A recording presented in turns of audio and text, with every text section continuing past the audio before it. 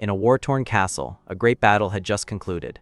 A monstrous beast lay defeated at the foot of the throne. Even in defeat, the creature let out a defiant growl. A hero approached the monster, observing it with a thoughtful hum. General Melogo couldn't believe a mere human had defeated him. As an executive in the Demon King's army, this was unthinkable. Refusing to allow it, he ignited his power and dashed forward. To meet the charge, the hero calmly raised his sword. The general declared victory, but the hero launched his own attack. The hero's blade landed, slicing the charging general many times. With one last, decisive move, the hero finished the general. In this world, a lone demon king descended, destroying towns and slaughtering countless humans. He grew stronger by feeding upon their feelings of utter despair. His executives were then placed in various regions to rule over them. 100 years passed since the Demon King's devastating descent. Humanity resisted but couldn't defeat an executive. Until a warrior appeared. In the quiet village of Oakna, news spread of Roland's return. Nearby, a young woman was sitting alone inside a quiet room. Hearing the commotion outside, she turned her head toward the noise. Villagers swarmed Roland, amazed he'd defeated an executive after 3 days. They joyfully declared that he was the pride of their entire village. Roland, the village warrior, humbly thanked everyone for all their support. Suddenly, a familiar voice called out his name from the crowd. He replied happily to Felicia, letting her know he was home. His childhood friend Felicia welcomed him, relieved he was all right. The villagers left. Roland was glad he hadn't failed her expectations. Felicia wondered why he returned so soon, given his heroic victory. He explained staying would mean constant pressure to become a kingdom knight. He had no intention of leaving the village, despite being the world's greatest swordsman. That's why he left everything to Salana and returned to her. Felicia playfully warned him not to cause her little sister any trouble. He remembered Salana giving him a nearly identical warning about her big sister. Salana had noted the timing was perfect, but the Demon King still remained. She had asked if he'd make her sister worry until the world was saved. Salana had promised to handle things back in the capital for him. In return, she urged him to be a man, calling him brother-in-law. The memory of her words brought a blush to Roland's face. Back in the present, he announced he had a gift for Felicia. Surprised by the unexpected gesture, Felicia couldn't help but blush. As he pulled out a gift, she teased him about his awkwardness. Playing along with a smile, she eagerly asked what the gift was. In a stunning move, Roland suddenly knelt down on one knee. With his heart on his sleeve, he asked Felicia to marry him. He sincerely asked her to be his wife. He explained their future was uncertain, with peace still far away. But despite the dangers, he had a promise to make. Overcome with emotion, she listened as he began his vow. Tears of joy streamed down her face as he vowed to protect her. As they married, he recalled their shared past as orphans. He felt he, a simple swordsman, was unworthy of her. Because of this, he made a firm resolution. He resolved that he would always protect her. Watching her from afar, he remembered the oath he had sworn. But as his hand trembled, he began to question that very oath. After some time had passed, Roland was training. He focused intently, sword in hand. With determination, he launched a powerful attack into the air. Felicia, reading nearby, gently suggested he should rest for the night. He refused, driven to protect their happiness no matter what. Felicia then asks Roland for a single important promise. She pleads with him to promise that he will outlive her. She worries he would sacrifice his life for her without a second thought. Looking back, she says her belief in him keeps her going. Thought of a world without him is simply unbearable for her. He reassures her he won't die, wondering who would protect her. She questions if he truly understands the weight of her words. He insists he must train harder and tells her to sleep first. Blushing, she asks if he is being serious about sleeping separately. She gently reminds him they became husband and wife today. Suddenly freezing, he quickly corrects himself and asks her to wait. Standing up, she finds his clumsy side cute, making him plead for her to stop.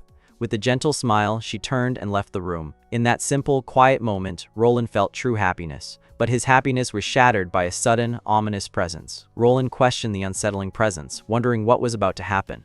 A menacing voice identified him as the one who defeated Melogo. To his shock, a powerful demon materialized right in front of him. He felt a sinister pressure, a power far beyond any executive.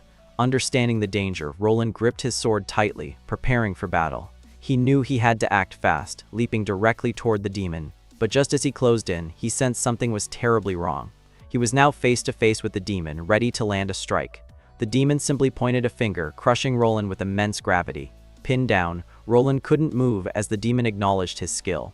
This was the Demon King himself, and his royal dignity was at stake. Roland was shocked. The king noted an executive hadn't died in a century. The king released him, leaving Roland confused about this sudden turn of events. The king reveals his goal isn't humans, but their despair. He then manifests a dark, ancient curse. He explains it turns humans into monsters, horrifying Roland. A cruel smirk spreads across the Demon King's face. Without hesitation, he hurls the curse at the village. The king taunts him, urging him to hurry. He laughs, warning that Roland's precious person will be consumed. Roland screams, terrified at the horrifying implication. He sprints desperately towards Felicia, screaming her name. His promise to protect her echoes in his mind. He desperately prays that Felicia is safe. Reaching her side, he anxiously asks if she's all right. Felicia just stands there, calmly acknowledging him. Confused by her calm demeanor, Roland questions her. She desperately reminds him the promise he made her. As the dark energy of the curse engulfed her, she begged him not to forget. Watching the change begin, Roland is completely petrified with fear. As Felicia continues to turn, he can only whisper in denial. He watches in horror, unable to accept what's happening. Memories of their happier times together flash through his mind. He desperately clings to the good memories they once shared. Ripped back to reality, he screams her name in pure agony. Right before his eyes, terrifying fangs begin to emerge. The horrifying transformation continues, turning Felicia into a monster. The woman he loves has become a terrifying creature. Her hands transformed, sprouting sharp, menacing claws. Without hesitation, she turned and lunged directly at Roland. Reacting instantly, Roland reached for his sword. He successfully blocked Felicia's powerful attack. However, the immense force pushed him further back. He pleaded with Felicia, saying her changed form was all right, but his words were unheard as she continued her assault. Roland quickly steps back, creating distance between them. He realized she had completely lost herself to the rage. Knowing this, he decided on a new course of action. He would parry her relentless attacks until she finally tired out. He promised they would find happiness and break the curse together. Unresponsive, she attacked mindlessly as he vowed to protect her. She unleashed a powerful downward smash, aiming to crush him. But Roland was too quick, easily dodging the massive blow. He landed on her arm, promising to protect her forever. She swung her arm wildly, forcing him to leap away. Watching from afar, the Demon King acknowledged his strength. He was impressed Roland could defend without harming his opponent. The Demon King taunted Roland, doubting the transformation could be reversed. Roland vowed to subdue Felicia and then immediately execute the Demon King. Just then, the transformed Felicia charged straight at Roland. The smirking Demon King, bored with the stalemate, prepared a magic circle. Magic circles surrounded Roland, as the king feared he might actually succeed. Wanting to see despair, the king launched chains that suddenly restrained Roland. Roland struggled against the magic, realizing his body was completely immobilized. In that exact moment of helplessness, Felicia struck him down. The force of the blow sent Roland's sword flying from his grasp. His hand was left bloody and mangled from the devastating attack. The king watched with delight as a bleeding Roland crawled toward his sword. Roland realized his right arm was useless against Felicia's continued attacks. Unrelenting, Felicia prepared to launch another powerful attack. With his one good arm, Roland gripped his sword. He braced himself, preparing to defend against the assault. But her strike was too powerful, sending him flying. He crashed hard against a solid stone wall. Roland struggled to keep his eyes open. His vision faded as he wondered if this was death. Felicia charged forward, ready for the final blow. He weakly called her name, wanting her to stay. He recalled her plea, fearing leaving her all alone. This thought sparked a new, fierce determination within him. Trembling, Roland rises, knowing he lacks time to protect her. As Felicia attacks the struggling Roland, his resolve hardens. He was absolutely determined to keep his solemn promise. Fueled by his vow, Roland suddenly leaps forward. He swore that he would not leave her alone again. With that thought, he drives his sword straight through Felicia. He grits his teeth, analyzing the attack's impact. He cursed, realizing his one-arm strike was too shallow. The minor wound only made Felicia focus on him intently. She immediately retaliates, slashing at him with her sharp claws. Her vicious attack finds its mark, impaling him in return. The force of the blow causes him to spew blood. More blood begins to drip from his grievous new wound. Felicia's hand had torn completely through his torso. Seeing his immense pain, a cruel smirk spread across her face.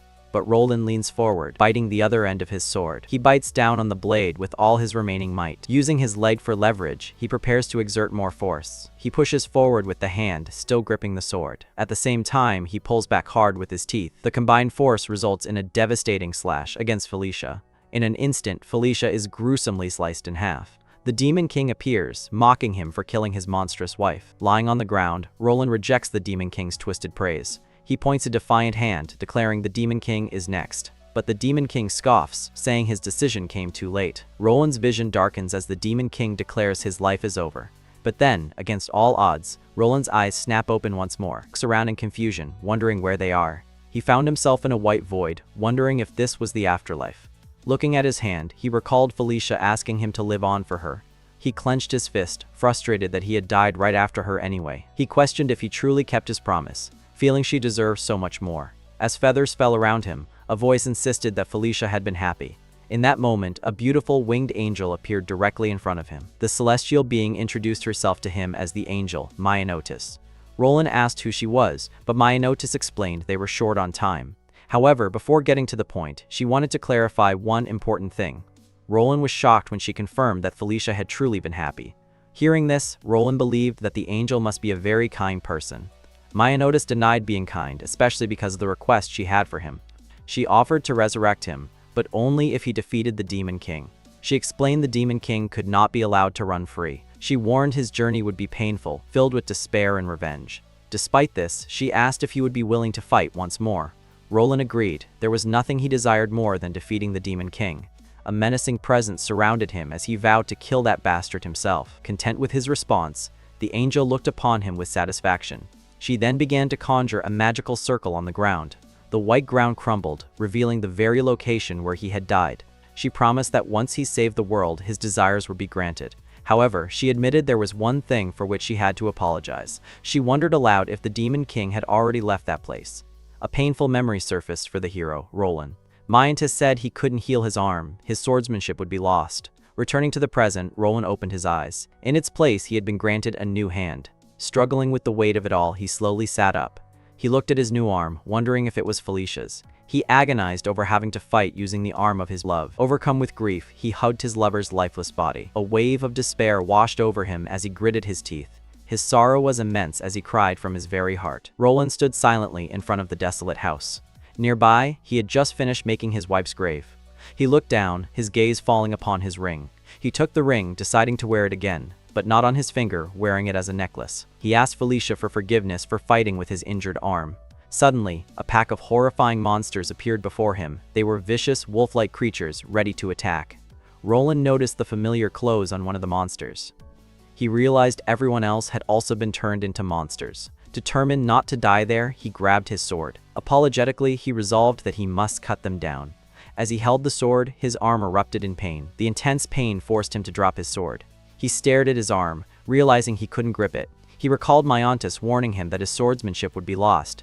He finally understood the true meaning of her words. Just then, the monsters seized the opportunity and attacked. Frustrated, he decided he had no choice but to fight barehanded. With a single barehanded strike, he lunged toward the horrifying monster. The monster was instantly destroyed, leaving Roland wondering what just happened. He questioned the immense power now surging through his new right arm. Before he could think, the second monster charged directly at him. He reacted instinctively, grabbing the monster's jaw and tearing it apart. Roland was completely surprised by his own newfound overwhelming strength. He dropped the defeated monster's body onto the cold ground. Looking at his arm, he realized it held violent, inhuman power. Suddenly, a terrified scream pierced the air from somewhere nearby. It was a villager who stared in horror, stammering Roland's name. The terrified villager couldn't believe what he was seeing before him. His eyes fixed on Roland's arm, fearing he had become a monster. The villager tried to speak, but turned and fled in absolute terror. Roland stood stunned, completely shocked by the villager's terrified reaction. He let him go, wondering if the villager was right about him. Roland decided he could no longer be near people. Rumors of Oakna began spreading. In a tavern, people gossiped. They said monsters killed half the villagers. The rumors worsened, claiming that even the great warrior Roland had become a monster. Salana listened as patrons expressed shock, recalling Roland's past heroism. They believed demons targeted him, and now the kingdom wanted him subjugated. It was depressing to think of the former hero as a target for subjugation, but they agreed it was necessary if he truly had become a monster. Meanwhile, in the Dendron wilderness, in the desolate landscape, a lone figure stood out against the sand. It was Roland, testing the destructive power of his new arm on nearby rocks. He paused his intense training for a moment of quiet thought. He had been training in this wilderness for several days with his new arm. He realized it felt almost identical to moving his original arm, but for some reason he couldn't bring himself to grip a sword.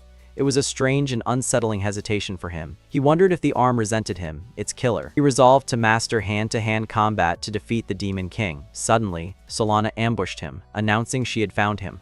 Roland instinctively moved, quickly defending against the sudden attack. He was completely shocked by her sudden hostility. He was stunned to see it was Salana attacking him. Salana seemed surprised that he could still speak. Gathering energy, she vowed to put a stop to him now. He insisted he wasn't a monster, but she called him a liar. she tearfully questioned if he was still her brother. Charging forward, she accused him of leaving their sister behind. A memory surfaces of the siblings at their parents' grave. A young Salana cried out, desperately calling for her mommy and daddy. Felicia gently tried to reassure her little sister that it was all right. Hugging her tightly, Felicia promised to take their mother's place. Salana then tearfully asked who would be their daddy now. Felicia hesitated, at a loss for how to answer the question. Roland then embraced them both, asking them to call him their brother. He solemnly promised that he would take on the role of their dad. Moved by his declaration, Salana began to cry once more. Through her tears, she finally managed to agree. As Salana attacked, she recalled her happy childhood. Unseen by them, a monster watched from above. Salana continued to unleash attacks with all her power. Roland managed to defend himself against every single one. She was relentless, but he expertly parried each blow. She then unleashed a powerful twin palm strike. The forceful attack finally managed to push Roland back. He raised his arm, barely defending against the blow. Annoyed by his persistence, she wanted this over quickly. Roland pleaded with her to stop the fighting. He insisted that he had not become a monster. Salana then demanded to know about their sister's grave. Heartbroken, she screamed, asking why this happened if he wasn't a monster. Roland faltered, realizing she must have seen the truth. As Salana wiped her tears, he explained that monsters deceive with words. She recalled his lesson, refusing to let the monster stay in his body. In a flash, she dashed forward, creating a path of solid rock. She struck with her gauntlet, warning him not to do anything else. With an explosive punch, she made sharp rocks erupt from the ground. The powerful attack left the entire area completely devastated. Amid the destruction, she desperately searched for Roland, but he was unharmed, landing on a rock spike right behind her. He realized she was too panicked to listen to the truth right now. He looked down, understanding her pain since her sister was gone because of him. He wondered how he could possibly clear up this terrible misunderstanding. A painful memory of his own wife suddenly flashed through his mind. He questioned himself, knowing he had failed to protect her sister Felicia. As she searched the dust, he felt it was wrong to expect her understanding. He decided it was best to just leave without saying another word to her. But just as he was about to leave, something caught his attention. A menacing figure had suddenly appeared right behind Salana, unnoticed by her. A monster attacked from behind as he screamed for her to look out. She glanced back, but it was far too late to react to the attack. The monster's brutal attack sent her flying backward through the air. She crashed violently against the hard stone wall with immense force. Groaning in pain, she coughed up blood from the devastating impact. As the monster loomed, she whispered for her sister and her brother. Just as the monster attacked, Roland charged in to protect Salana. He fiercely intercepted the beast, launching his own devastating counterattack.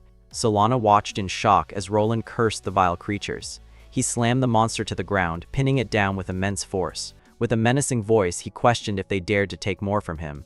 As he choked the monster, he remembered his peaceful life and the one he loved. Salana watched as he recalled losing his right arm in the past. He raged, questioning if they were now trying to take Salana too. His body began to transform as he swore to destroy every single one. His hand grew gigantic, his eyes turned red, and veins bulged with power. He unleashed a devastating attack, vowing to erase them all from existence. The monster's blood splattered everywhere from the overwhelming force of the blow. As Roland grabbed the enemy, his right arm grew, absorbing its power. He realized this must be the true ability of his right arm. He contemplated how this power to take was unlike gentle Felicia.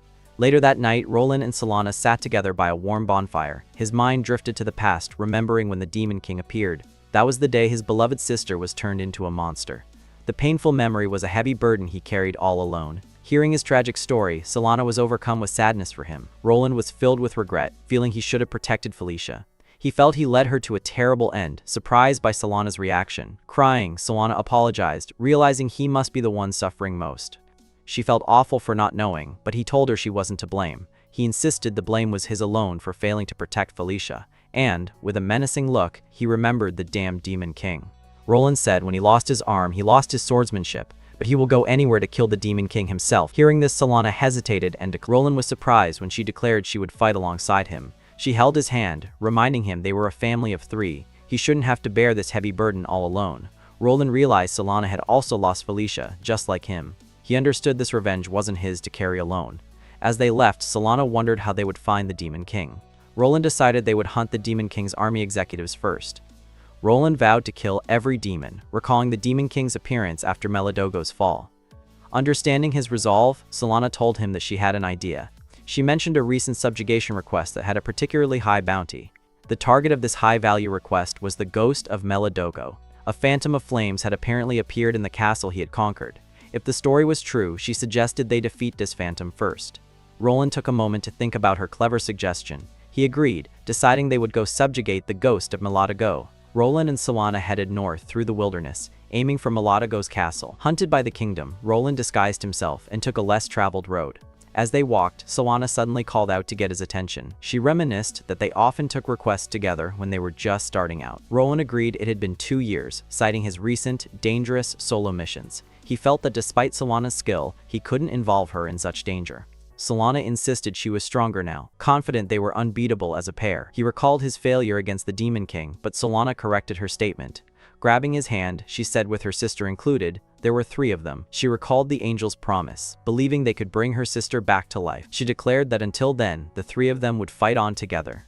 Roland realized Salana was trying hard to act cheerful for his sake. Her behavior reminded him of how Felicia acted when their parents were lost. A simple thought crossed his mind. They were truly sisters. Roland found the idea good and decided to think of it that way. Salana simply agreed with him. After failing to protect Felicia, he was glad to see Salana again. He swore he will protect Felicia's sister at all costs. Sometime later, they arrived at Melogo's hot, fiery castle. Salana asked if anything had changed since he last defeated Melogo here. Roland grimly confirmed that nothing had changed at all. The castle was exactly as it was before he defeated the demon. The fiercely burning throne meant one thing: Melogo was still alive. He warned Salana to stay vigilant, as their enemy must be somewhere nearby. A voice from the shadows announced that Lord Melogo was not present. The figure introduced himself as Crones, who was in charge during his absence. Crones recognized Roland, questioning how he could possibly still be alive. He had heard a rumor that the Demon King himself had killed Roland. Without a word, Roland launched himself forward, attacking Crones instantly. But Crones simply vanished, completely dodging the sudden attack. Crones reappeared, chiding Roland for attacking while they were talking. Salana attacked next, aiming a kick at Crones' head, who seemed surprised. But just like before, Crones vanished before her kick could land. Crones reappeared above, calling Roland harsh. Roland noted his incredible speed. However, Crones wasn't finished with his taunts just yet. He was glad to see Roland's right arm, identifying it as a monster's. Laughing, Crones decided he must report this to the Demon King. Roland demanded answers: his identity, Melogo's location, and why he was alive. Crones scoffed, asking if Roland truly expected a demon to answer him. But, feeling nice, Crones offered to answer just one of his questions. He revealed Lord Melogo went to Oakna village, where survivors are rebuilding. Salana was in disbelief, while Roland raged at the thought of more destruction. Crones taunted them, pointing out he hadn't attacked and wouldn't stop them. Roland was torn, but Salana pleaded for them to hurry to Oakna village. She insisted they couldn't abandon the lives they could save by returning home. Roland warned Crones to wait, vowing he wouldn't forgive a single demon. Crones, feeling intimidated, decided the report could wait. The demon child, Crones, found the situation amusing. Meanwhile, the village of Oakna was engulfed in flames. Terrified screams echoed through the burning streets. Melogo violently interrogated a villager about Roland's corpse. He reflected on the great honor given by the Demon King. Despite his high standing, he was deeply troubled. Enraged, he burned the villager, unable to accept defeat by a human. He fiercely resolved to start everything over. He vowed to drag Roland back and ensure his own victory next time. Another villager accused the demons of turning Roland into a monster. Melogo was surprised by this revelation. This new information contradicted the Demon King's story. The terrified villager desperately tried to escape. Melogo loomed over him, demanding to know more. Suddenly, Roland appeared, telling Melogo that was enough, which surprised him. Seeing both Roland and Salana, Melogo remarked that they were truly alive. Roland threw the line back at him, but Melogo just laughed, completely certain.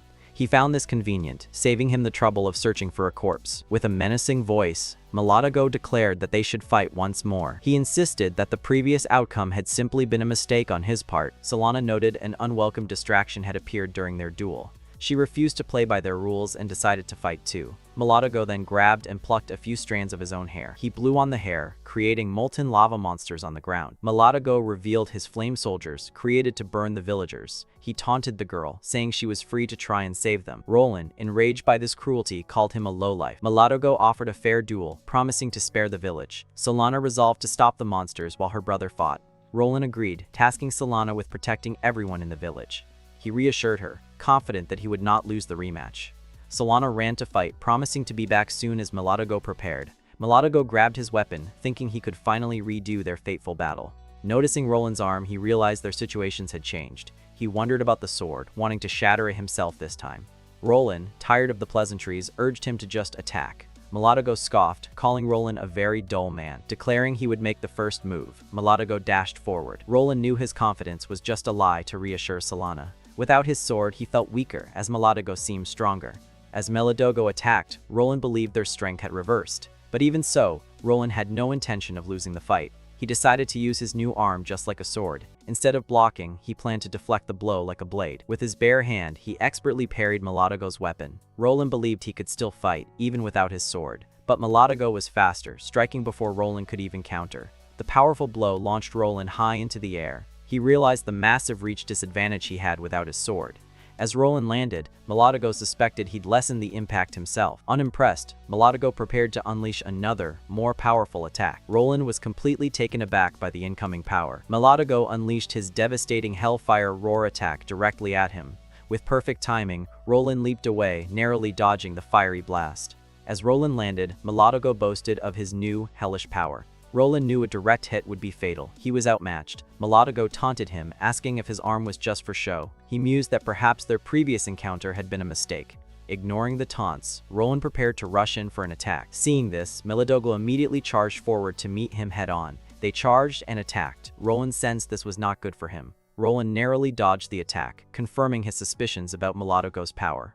Grabbing Melogo's arm, Roland decided he had to use his hidden power. He activated the Arm of Plunder, beginning to absorb Melogo's energy. Melogo was stunned, feeling his own power being drained away from him. As he absorbed the energy, Roland's own hand began to grow monstrously. With his newfound strength, he easily pulled Melogo in close. Then, with a single powerful toss, he sent his opponent flying. Roland stood his ground, waiting for the dust to finally settle. But Melogo stood up, and Roland realized his attack hadn't worked. Melogo admitted the power theft was surprising, but it was far too weak.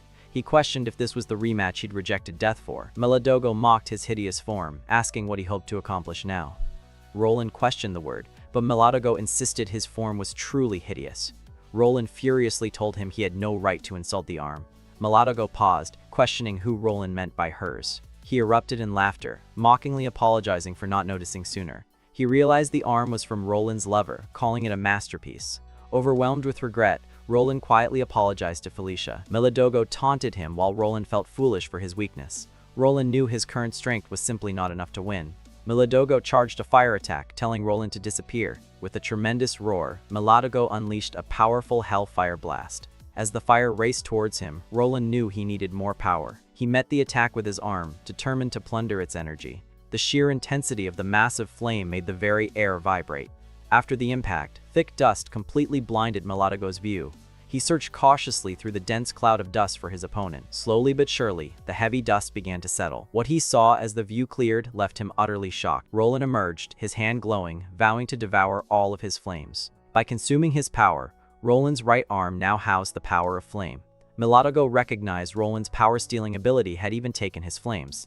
But he noticed something was wrong with Roland's absorption. He taunted that Roland failed to absorb the fire, leaving him battered. Roland dismissed it as a scratch, but Melogo called it mere bravado. Melogo leaped forward, determined to silence Roland right now. Roland internally admitted that the damage he took was not light. Despite the pain, he ignited his hand with the stolen flames. He vowed to return the damage doubled with the stolen power. Their powerful attacks clashed directly against each other. At the moment of impact, a crack formed between them. The crack began to spread, growing larger with each second. To Melogo's shock, Roland had completely shattered his weapon. Melogo realized Roland was boosting his flames using jets from his elbows. His own mace was now nothing but shattered pieces. Tossing the pieces, he warned Roland not to get carried away. As his body transformed, he vowed to show Roland his superior firepower. Flames completely engulfed his body, signaling a terrifying new power. He erupted in fire, declaring this was the true power of his flames. Using his flames, he propelled himself directly toward Roland. They clashed bare-handed, Melogo scoffing at Roland's inexperience with fire. Their powerful punches connected head-on, creating a massive shockwave. Fist met fist in a direct, devastating impact. Meanwhile, Salana was just finishing her own battle against the monsters. Having defeated her foes, she turned to look back. She saw their combined flames creating a firestorm in the village. As their energies intensified, Melogo was stunned by Roland's sheer tenacity. Melogo declared his firepower would only grow, making Roland grunt in pain. Roland was stunned by the incredible power being unleashed against him. Though his body was failing, this intense firepower was exactly what Roland needed. He realized this immense power gave him the chance to win. Melogo was shocked, realizing Roland was stealing even more of his flames. Goading him on, Melogo decided to increase his firepower even more. The fire between them erupted with an intense, explosive force. The sheer intensity of their clash sent debris flying everywhere. The very ground beneath them started to crumble from the strain. Roland let out a powerful roar, pushing back with all his might. Melogo roared in return, refusing to give even an inch. Melogo began to push forward, unleashing a new surge of power. He put every last bit of his strength into the overwhelming attack. But Roland's fire intensified, absorbing Melogo's flames just as he'd said. He declared he would consume it all, pushing back with overwhelming force. Melogo reeled back in complete disbelief at this impossible turn of events. Roland's attack pushed through, landing a devastating blow and inflicting serious damage. As Melogo fell, he could only lament the loss of his precious flames. The force of the impact had left his entire body torn apart. As Roland prepared a larger attack, Melogo felt a terrifying chill. In an instant, Roland's enlarged hand cleaved through Melogo, ending him. Roland realized his arm now held the demon executive's powerful core. He figured he could now use the flame arm multiple times. By stealing their powers, he saw a path to finally reach the Demon King. He silently asked Felicia for strength, just as Salana called out to him. As Salana returned, he immediately checked if she was safe from the demon. She explained the remaining demons had suddenly vanished as if burned away. Salana worried about his injuries, but he insisted he was perfectly fine. He urged they leave, worried a subjugation squad heard the commotion. Frustrated, he feared the squad might mistake him for a monster and attack. Salana realized his thirst for revenge was making him fight recklessly. She resolved to become the proper support that he desperately needed. Suddenly, a voice from behind called out, telling Roland to wait.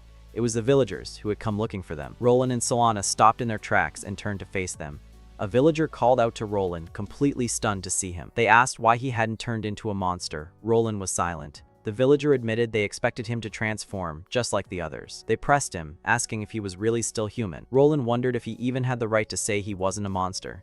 He hesitated, thinking back on everything he had gone through. But before he could answer, Salana stepped forward to speak for him. She passionately declared that her brother was still her brother. She reminded them that he fought Melogo and protected everyone. Salana declared he is still the same Roland, their village's greatest hero. The villagers, moved by her words, turned their attention to Salana. They agreed, calling Roland their pride, and expressed their deep regret.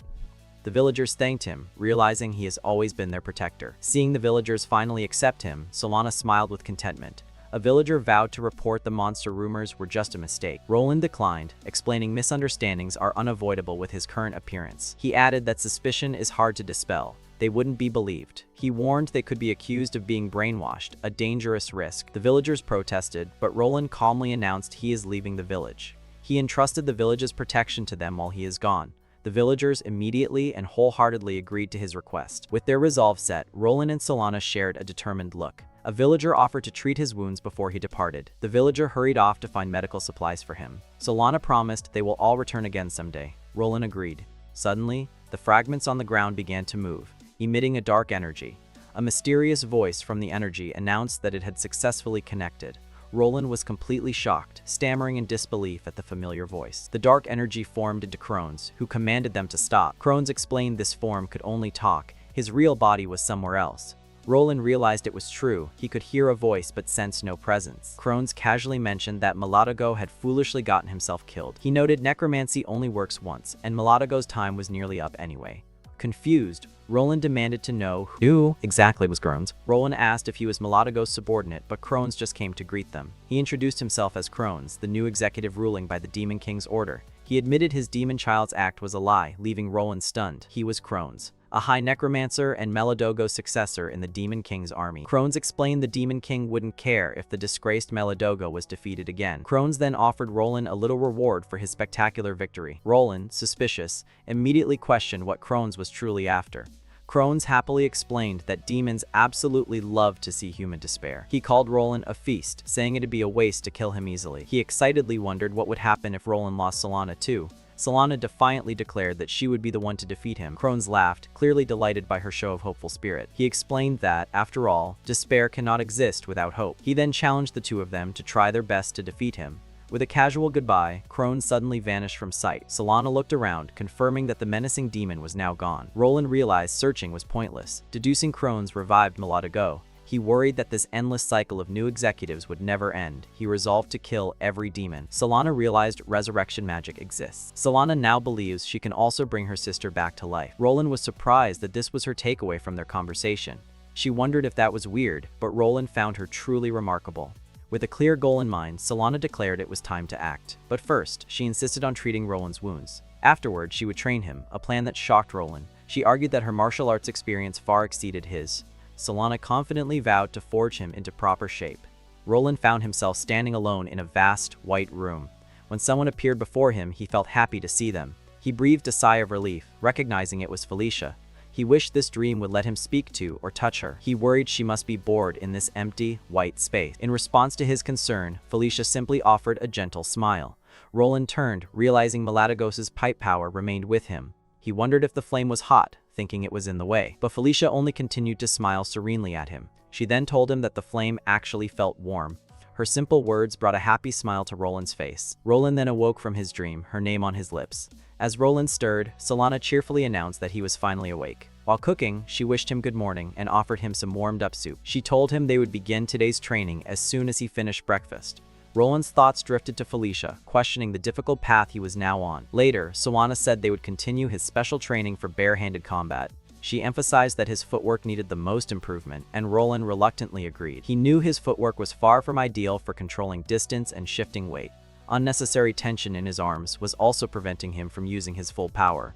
Salana decided to test his current skill, asking him to use yesterday's methods. Roland confidently agreed, telling her to watch him closely as he began. He then started to train, following the exact methods she had taught him. Roland began to practice the footwork she taught him. He moved his body exactly as Salana had instructed. The sound of his movements echoed throughout the forest. Salana was completely surprised by what she was witnessing. His punch was incredibly powerful, leaving her utterly speechless. She wondered how, since this wasn't what she taught yesterday. Excited, she wondered if he was a martial arts genius, but he denied it. He explained he simply practiced while on watch last night. The destroyed surroundings showed he had practiced many times. She was stunned, wondering how many hours he trained. She realized the best swordsman uses insane training methods. Shaking it off, she decided to teach him retreating next. She explained evasion is vital since martial artists lack heavy armor. She felt he must learn this because he fights so recklessly. Salana suggested a hidden-away tactic to avoid being surrounded by many enemies. But Roland refused that fighting style, which left Salana confused and asking why. He admitted he couldn't match her incredible speed and volume of attacks. He explained her technique only worked because she possessed top-tier speed. Flattered, Salana listened as Roland revealed he had his own idea. Roland pointed out a nearby hellhound territory, known for tracking prey by blood. He confirmed they pursue their target endlessly once they catch its scent. He then bit his finger, remembering a past subjugation mission against them. Salana watched in confusion as he smeared his blood onto a nearby rock. He reassured her, promising to keep her safe from any potential danger. With that, he hurled the blood-smeared rock deep into the dense forest. In the forest's dark depths, a pair of glowing red eyes appeared. The menacing gaze shifted, its attention suddenly drawn to the new scent. A low, threatening rumble began to echo throughout the entire forest. Suddenly, a pack of dog-like monsters charged straight towards them through the forest. The creatures were a blur, moving with terrifying speed through the dense trees. As their glowing eyes approached, Salana grew worried, sensing the immediate danger. A terrible realization began to dawn on her, a fear she couldn't ignore. Roland wondered if their tactics would be effective against these fearsome hellhounds. He activated his power, realizing this was now a real combat training exercise. Elsewhere, a small girl called out to Crones as they walked together. She nervously told him that coming to a place like this was very dangerous. Crones gently pushed her forward, reassuring her that everything was perfectly fine. He smirked, promising she wouldn't get caught up in a hero's battle. He found himself in a many-against-one combat situation. Roland knew hellhounds acted in packs with coordinated movements. He prepared to fight, knowing this was a crucial test. In response, the menacing hellhounds growled at him. Suddenly, a hellhound emerged from behind him, ready to strike. Roland swiftly turned to engage the immediate threat, but at that moment, another one appeared at his back. Surrounded, Salana cried out, warning him of the danger. He acknowledged her warning, calling the monsters extremely cunning. He knew the safe strategy was to use hit-and-run tactics. However, he chose a different path, charging his arm with energy. He decided to put his all into every single blow. And just then, the first hellhound lunged forward to attack him. Roland met its charge head-on, launching his own powerful attack. His hand enlarged, grabbing the beast to steal its energy for his next strike. Suddenly, 3 more hellhounds ambushed him from behind as he fought. He quickly unleashed his plundering attacks on the new threats. He knew he was in danger, but that didn't matter to him. He couldn't afford to retreat until he finally achieved his revenge. With a powerful swing, he severed the head of another beast. Salana watched in surprise, seeing him develop his own fighting style. Just as he defeated them, another wave of hellhounds appeared. Roland immediately noticed the new, more formidable monster among them. Salana observed that these new hounds were larger and clearly more powerful. She wondered if the elite troops had arrived, feeling energy build in her arm. Roland felt he could still keep fighting. Suddenly, Salana joined the battle, attacking the hellhounds with a powerful kick. She launched herself into the air. She gracefully leaped high over the other monsters. A hellhound turned, finally noticing her approach. She immediately unleashed her crushing moonfall technique. After the powerful strike, Salana stopped. Her gaze then shifted over to Roland. Roland raged, thinking of his brother and how many foes he'd already defeated. He spotted more hellhounds, believing he had defeated at least 20. He knew the pack wouldn't stop until he defeated its hidden leader. Deciding his training was over, he prepared to annihilate the entire pack. The creatures continued their relentless charge towards him. He wondered if the leader was using its pack to escape. Roland charged the leader, determined not to let it escape. Meanwhile, Crones walked with the little girl through the forest. The girl wanted to go home, asking if this was the way. Seeing him thinking, the girl realized Crones was also lost. Crones decided they had finally gone far enough into the woods. With a dark presence, he revealed his lie. There was nothing ahead. He told the shocked girl she would be killed by hellhounds. Crones said his goodbyes and then simply vanished, leaving her confused. All alone, she desperately called out, asking where he went. She pleaded with the empty forest, begging not to be alone. A menacing growl filled the forest as someone approached her. The terrified little girl whispered in absolute denial and fear. She closed her eyes tightly, wishing this nightmare wasn't happening. Just as a hellhound lunged, it was suddenly struck down before her. Roland dashed in, saving the little girl from the beast. And if you enjoyed this video, you might want to check out a story centered around a necromancer's tournament.